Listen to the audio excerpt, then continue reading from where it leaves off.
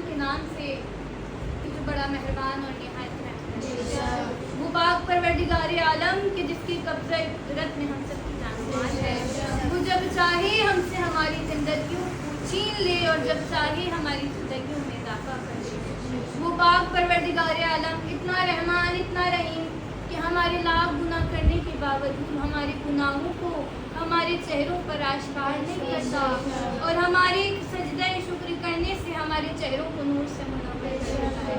وہ پاک پروردگار عالم کہ جس کو سوچنے والے سوچ نہیں سکتے کہ خلاقی ازل صاحب کن مالک ہستی، میں تیرے لیے حرف جلی سوچ رہی ہوں اور 18 برس بیت گئے دشت سخن میں، 18 برس بیت گئے دشت سخن میں، تو کیا ہے ابھی تک میں یہی سوچ رہی ہوں۔ صلوات اللہم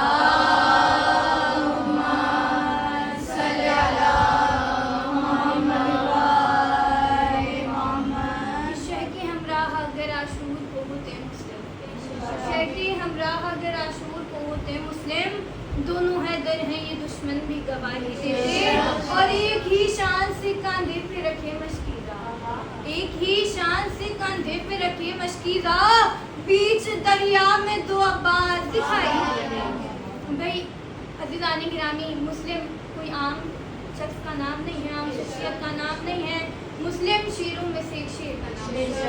عزیزان گرامی، تبھی تو کہا تھا کہ اگر مسلم کربلا میں حسین کے ساتھ ہوتے تو کربلا کی جنگ اکیلے لڑتے۔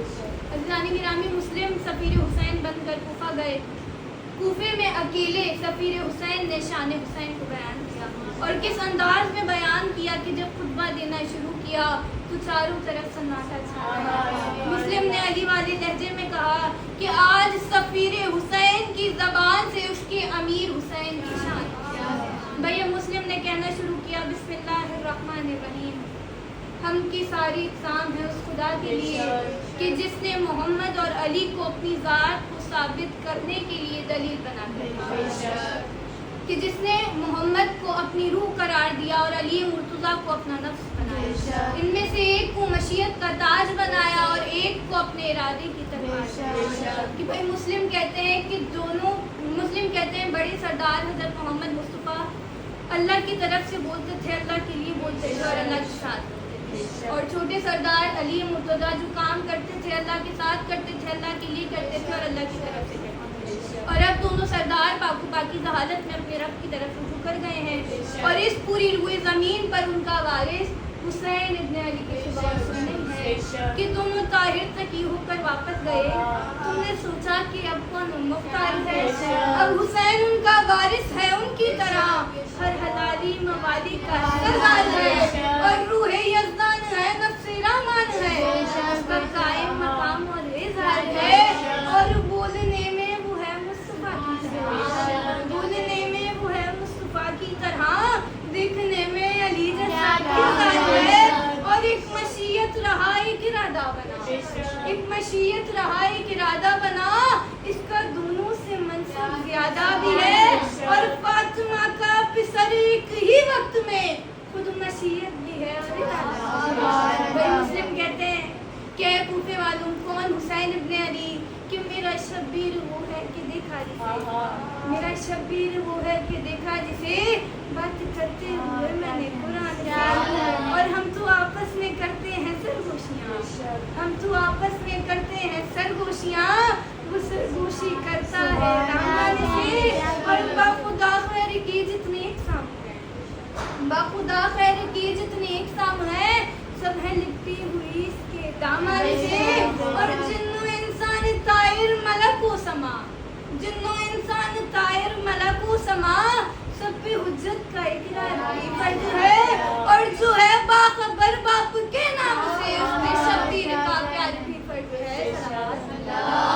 اللہم صلی علی محمد وآل محمد۔ عزیزان گرامی، مسلم کہتے ہیں کوفے والوں، میں تم میں امام حسین کا، اے کوفے والوں ذرا عقل سے کم شبیر ہے، اس طرح سوچنا سوچ سے دور ہے اور اس کا یوم ولادت بھی ملتا نہیں، اس کی تنزیل عالم میں مشہور ہے، اور کیا شراب اور کوثر ہوئے کسے ایک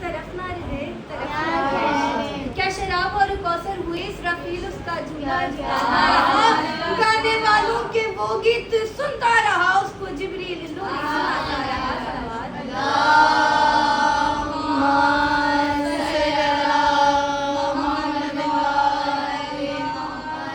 عزیزان گرامی مسلم کہتے ہیں میں تمہیں امام حسین کا سفیر اور نائب بن کر تمہارے درمیان کھڑا ہوں اور تمہیں اللہ کی بیعت کے لیے آمادہ کرنے آیا ہوں. مسلم کہتے ہیں اگر تمہارے دل میں جنت جانے کی خواہش ہے تو میرے آقا کے پاک قدموں کی پاک ساتھ اس تعاون میں آ جاؤ اور جنت پہنچ جاؤ کہ میں ہوں تم میں سفیر خدا دین کا ارتقا ہے میرے ہاتھ میں اور تم میرے ہاتھ پہ ہاتھ رکھو اگر پھر تمہاری بقا ہے میرے ہاتھ میں. اور مرتد جس کے سے منہ سے جوڑتی ہے نا مرتد جس کے سے منہ سے جوڑتی ہے نا اس ہنسی خاک سے بھی فلاح پاؤ گے. بس اسی گرد کے گرد چلتے رہو میرا وعدہ ہے جنت پہنچ جاؤ گے.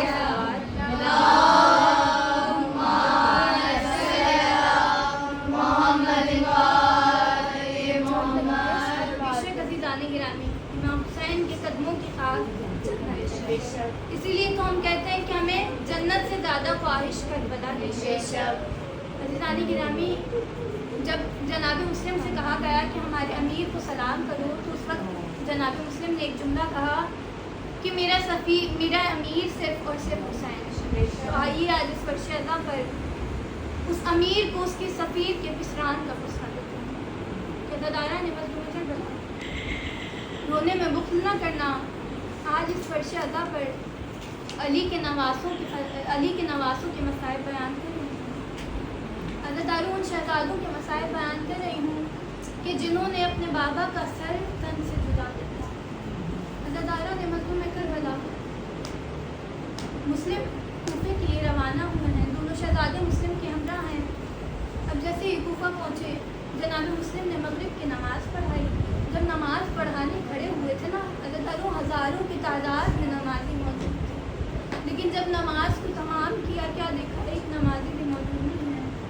دونوں شہزادے نمازیوں کے ہجوم کے ساتھ مسجد سے باہر چلے گئے.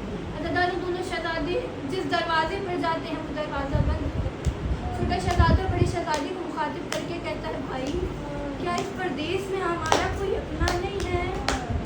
اے بھائی کوئی ہمیں پناہ نہیں دے گا؟ عزاداروں رات کی تاریخی ہے. مسلم کے شہزادے ارے یکو تنہا کوفے کی گلیوں میں گھوم رہے ہیں.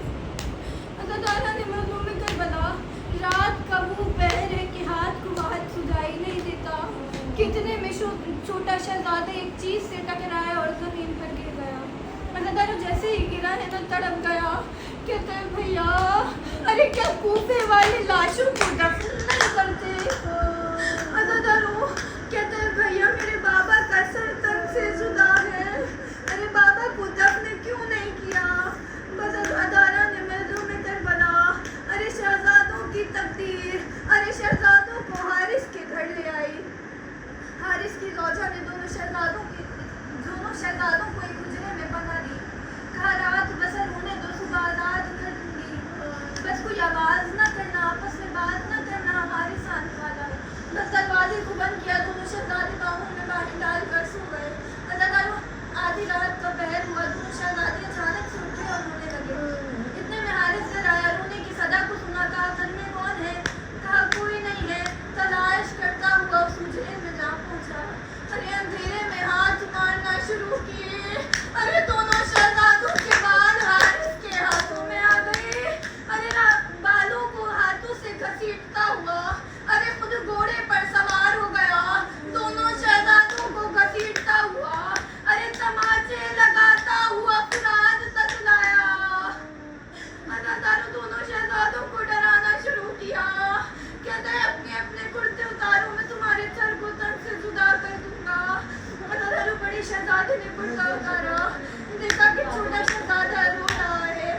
ارے رونے کا سبب پوچھا تو تڑپ کر کہتا ہے کہ مجھے کرتا اتارنا نہیں آتا. ارے میری ماں میرا کرتا اتارا کرتی تھی. عزادارہ نے مظلوم کربلا حارث نے کہا پہلے کس کا سر قلم کروں؟ ارے بڑا بھائی آگے آیا تھا. جب ہم آ رہے تھے تو میری ماں نے چھوٹے بھائی کا ہاتھ میرے ہاتھ میں دیا تھا. اپنی آنکھوں کے سامنے چھوٹے بھائی کو شہید ہوتے ہوئے نہیں دیکھ سکتا. اتنے میں